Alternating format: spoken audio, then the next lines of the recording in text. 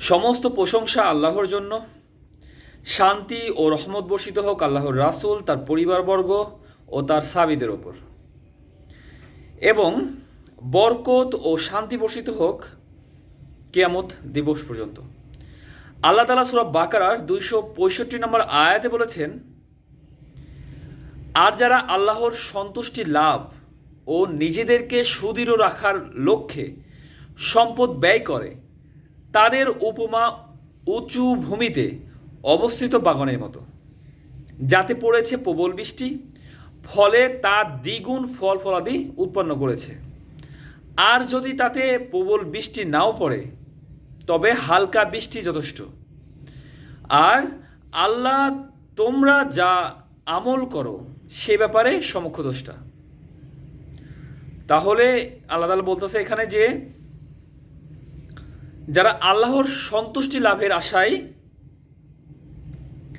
এবং নিজেদেরকে সুদৃঢ় রাখার লক্ষ্যে সম্পদ ব্যয় করে, তাদের উপমা বা তুলনা করেছেন আল্লাহ তাআলা ওই বাগানের সাথে যে বাগানে প্রচণ্ড বৃষ্টিপাত হয় এবং সে বাগানটা উঁচু অবস্থানে অবস্থিত, এরকম বাগানের সাথে তুলনা করেছেন, যাতে বৃষ্টি হওয়ার পরে ফল ফলাদি আরও দ্বিগুণ হয়ে যায়। বৃষ্টি হওয়ার পরে ফল ফলাদি আরও দ্বিগুণ হয়ে যায়। কারণ এর আগের আয়াতে আল্লাহ তাআলা বলেছে যে পাথরের উপরে যে মাটি থাকে, তাতে যদি বৃষ্টি পড়ে বা প্রবল বৃষ্টি হয়, তাহলে সেই মাটিগুলা পাথর ধুয়ে পরিষ্কার হয়ে যায় একদম, এবং পাথরটা মসৃণ, আগে যে মসৃণ ছিল সেই মসৃণ অবস্থায় চলে যায়। এবং এই যে বৃষ্টি হলো পাথরের উপরে, এর ফলে কিন্তু পাথর থেকে কোনো ফল ফলাদি উৎপন্ন হবে না। তো এই জন্যই আল্লাহ তাআলা বলতেছে যে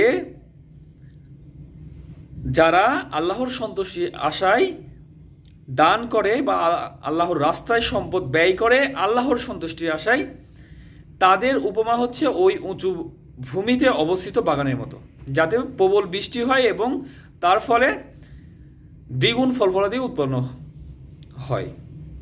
আর যদি তাতে প্রবল বৃষ্টি নাও পড়ে, তবে হালকা বৃষ্টি যথেষ্ট। আর আল্লাহ তোমরা যা আমল করো সে ব্যাপারে সমক্ষদষ্টা।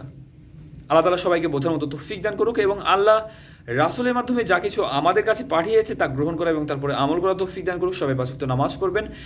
আমার দিক থেকে সবাইকে 5 ওয়াক্ত নামাজের দাওয়াত।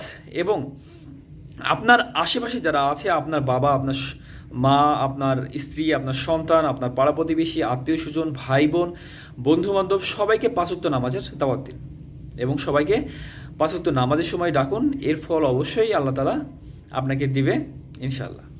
সবাইকে বোঝার মতো তৌফিক দান করুক। আল্লাহ হাফেজ।